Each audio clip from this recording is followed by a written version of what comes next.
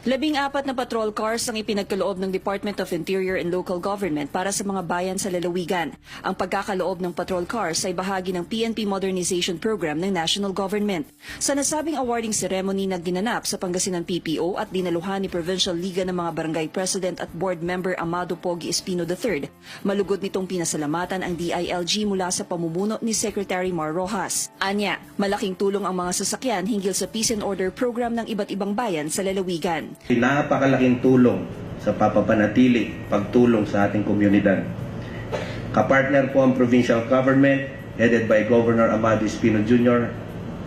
at ng buong opisyales na lalawigan ng Pangasinan, kasama po ang PNP na nagtutulungan. Ngayon po, napakalaking tulong na binigay ng DILG upang mapanatili ang katahimikan at kaayusan po dito sa ating probinsya. Ayon naman kay Negros Occidental Representative Jeffrey Ferrer na kumatawan kay Secretary Mar Rojas, buo ang kagustuhan ng gobyerno na isulong ang Daang Matuwid program sa pamamagitan ng mga nakalatag na programa, kabilang na ang modernization program ng PNP.